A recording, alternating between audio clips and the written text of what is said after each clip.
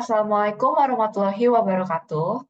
Perkenalkan, nama saya Justin Natania Arwin dengan NPM 2206082171. Pada kesempatan kali ini, saya ingin menjelaskan terkait dengan tutorial modul payroll pada UDU 16. Pertama-tama, dalam mengerjakan lab ini, kita perlu untuk membuat database duplikasi dari database sebelumnya. Dan format penamaan untuk database baru yaitu npm_payroll. Dan berikut ini adalah tampilan jika database berhasil dibuat. Lalu sebelum memulai lab, pastikan modul payroll dan payroll accounting sudah diaktifkan. Kita bisa mengeceknya dengan mencari di search bar dengan keyword payroll, lalu kita lihat di sini. Jika sudah installed, artinya sudah terinstalasi dengan baik. Lalu setelah itu, login sebagai administrator dan atur akses manager HR, yaitu Hana pada modul payroll, di sini menjadi manager. Lalu atur juga akses user, yaitu Waluyo pada modul payroll, menjadi officer. Kemudian login sebagai manajer HR atau Hana dan mulai mengerjakan lab ini. Selanjutnya kita akan masuk ke salary role categories. Pertama-tama kita akan membuat salary role categories. Caranya adalah dengan membuka modul payroll, lalu klik bagian configuration pada navbar, dan pilih menu salary role categories. Sebelumnya, pastikan teman-teman sudah mengaktifkan developer mode supaya bisa mengakses menu ini.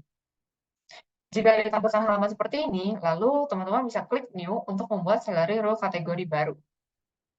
Teman-teman bisa tambahkan kategori di bawah ini, annual neto seperti ini, name dan code-nya diisi seperti ini, annual PPh 21, biaya jabatan, gaji pokok, penghasilan kena pajak, penghasilan tidak kena pajak, PPh 21, tunjangan, potongan, dan juga dan terakhir potongan. Selanjutnya kita akan masuk ke salary rules. Jadi setelah semua salary rules kategori tadi berhasil dibuat, kita akan membuat salary rules yang akan menjadi aturan kalkulasi pada payslip nantinya. Caranya dimulai dengan mengakses menu salary rules dari bagian configuration pada navbar modul payroll. Setelah itu nanti akan ditampilkan halaman berikut. Klik new untuk membuat salary rules baru. Dan teman-teman bisa mengikuti aturan di bawah ini untuk membuat masing-masing dari salary rules. Untuk annual PPh 21 seperti ini, untuk biaya jabatan seperti ini, gaji pokok, penghasilan tidak kena pajak, PPh 21, tunjangan tambahan, tunjangan BPJS Kesehatan, tunjangan CKK, tunjangan JKM, tunjangan JHT, tunjangan JP, iuran BPJS Kesehatan, iuran JKK, iuran JKM, iuran JHT, iuran JP, net salary, annual neto, penghasilan kena pajak, dan itu terakhir, penghasilan kena pajak. Dan setelah itu, kita akan pergi ke net salary pada salary rules yang tadi telah kita buat, dan isi field debit account dan credit account sesuai dengan gambar di bawah ini. Nah, untuk debit account nanti kita bisa buat seperti berikut apabila belum terdapat pada account-nya. Kita isi code-nya seperti ini dan account name-nya payroll. Dan sama seperti debit account, kita juga akan membuat credit account seperti mengikuti langkah-langkah yang sama. Dan setelah kita membuat ini, nanti kita bisa gunakan di salary rules net salary seperti ini. Lalu selanjutnya kita akan mengatur salary structure. Kita akan membuat salary structure berdasarkan field-field yang tadinya telah kita tambahkan di salary rule sebelumnya. Pertama-tama, kita akan masuk ke menu salary structure melalui bagian configuration pada navbar modul payroll. Setelah muncul halaman ini, nanti teman-teman bisa klik new untuk membuat salary structure baru. Buat salary structure baru sesuai dengan ketentuan berikut, dengan nama, salary PT kita, dan juga reference SS01. Dan tambahkan seluruh salary rules yang tadi telah dibuat sebelumnya.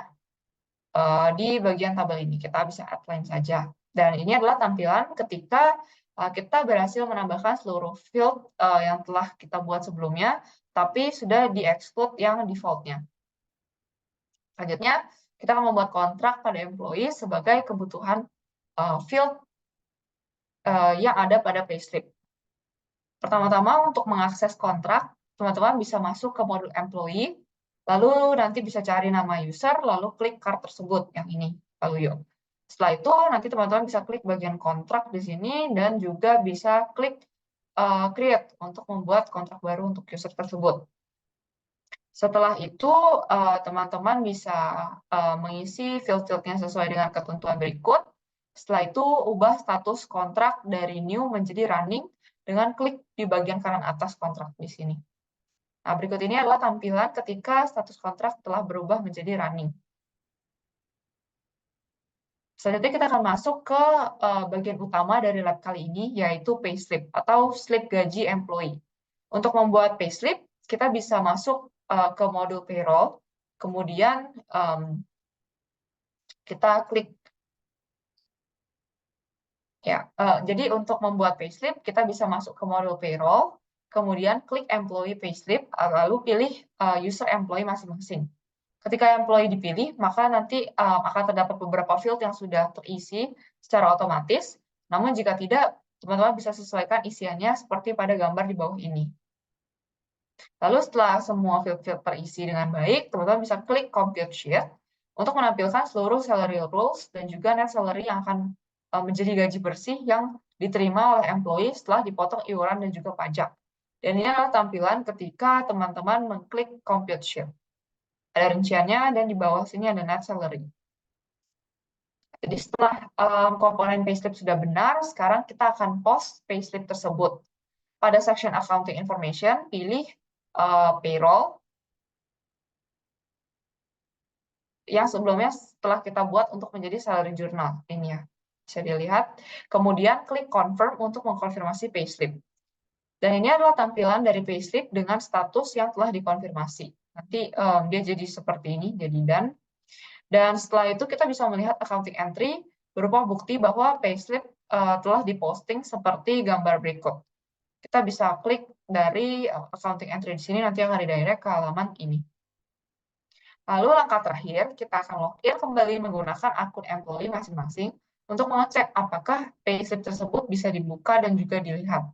Caranya adalah dengan mengakses modul payroll, lalu klik payslip yang sudah dibuat sebelumnya.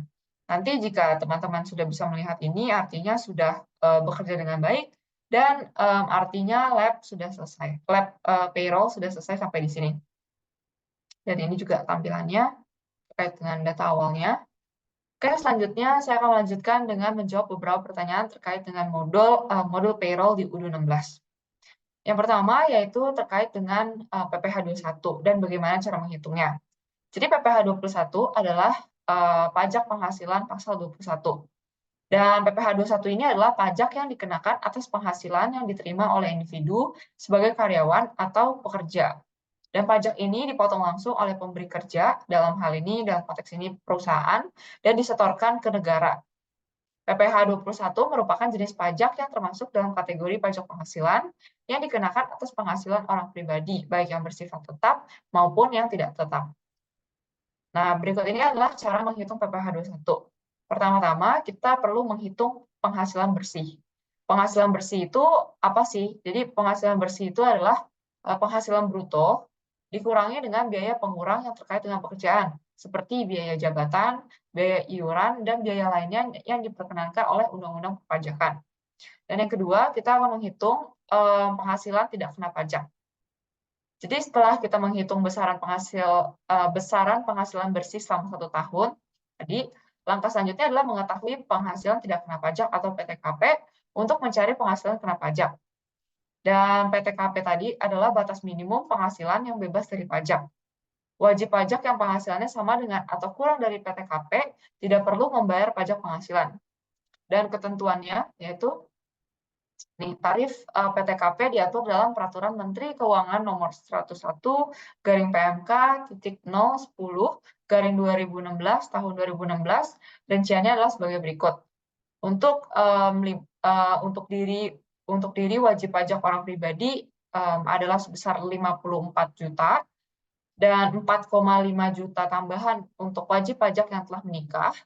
54 juta untuk istri yang penghasilannya digabung dengan penghasilan suami, dan 4,5 juta tambahan untuk setiap anggota keluarga sedarah dalam garis keturunan lurus, serta anak angkat yang menjadi tanggungan sepenuhnya, dan paling banyak 3 orang untuk setiap keluarga. Dan setelah kita selesai menghitung PTKP, langkah selanjutnya adalah menghitung penghasilan kena pajak atau PKP. Dan kita harus menghitung berapa penghasilan bersih selama 1 tahun. Perhitungan tarif PKP diperoleh dari pengurangan antara penghasilan bersih dengan PTKP yang tadi telah kita cari tahu. Dan terdapat biaya jabatan sekitar 5% dari penghasilan bruto dengan tarif maksimal sekitar 6 juta per tahun untuk pegawai tetap dan maksimal sekitar 2,4 juta per tahun untuk penerima pensiun. Dan ini cara menghitung pajak penghasilan untuk komponen penghasilan kena pajak, yaitu penghasilan bersih didapatkan dari penghasilan bruto dikurang biaya jabatan atau usaha, dan PKP sama dengan penghasilan bersih dikurang PTKP. Selanjutnya kita dapat menghitung pajak penghasilan atau PPh. Setelah mengetahui besaran PKP, kemudian tentukan persentase perhitungan pajak penghasilan atau PPh yang diterapkan dengan ketentuan sebagai berikut. Untuk PKP kurang dari 50 juta akan dikenai tarif pajak sebesar 5%.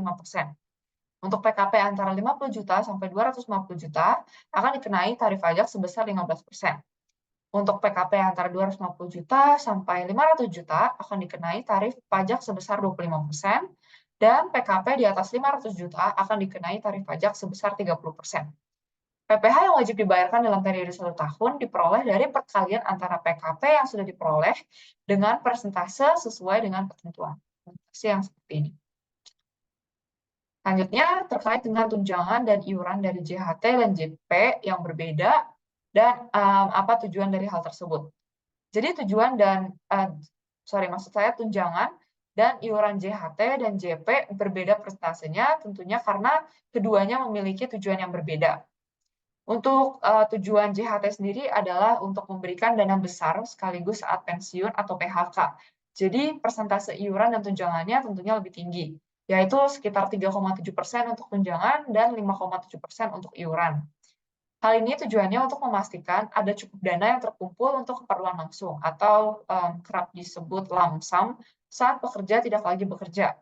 Sedangkan tujuan dari JP adalah untuk memberikan penghasilan bulanan setelah pensiun, sehingga persentasenya lebih rendah, yaitu 2% untuk tunjangan dan 3% untuk iuran.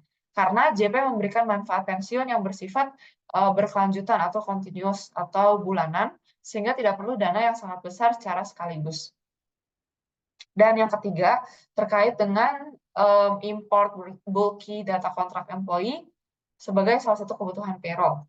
Pertama-tama, skenario ini dimulai ketika kita coba untuk masuk ke modul employees, lalu klik bagian employees dan pilih kontrak. Kemudian, pilih kontrak yang sebelumnya sudah dibuat, yang sudah running ini, lalu klik bagian action, lalu klik export. Nanti teman-teman bisa tentukan saja field-field yang diinginkan pada file yang diekspor untuk nanti sebagai template pembuatan master data. Jadi template hasil ekspor ini seperti yang tadi saya telah jelaskan sebelumnya akan menjadi template. Jadi nanti template ini akan berisi field-field yang sesuai dengan yang teman-teman masukkan di sini. Dan template ini nantinya bisa digunakan sebagai template master data. Dan teman-teman bisa langsung saja mengisi field-field tersebut sesuai dengan ketentuan. Dan ini adalah master data yang sudah saya buat. Contohnya seperti ini. Jadi ada contract name, employee, start date, end date, salary structure type, working schedule, contract type, HR responsible, wage, dan juga status. Dan dengan demikian master data yang seperti tadi siap untuk diimport ke Odoo. Sekian tutorial dari saya. Semoga video yang saya berikan ini bisa bermanfaat untuk teman-teman. Dan terima kasih sudah menonton. Sampai jumpa di video selanjutnya.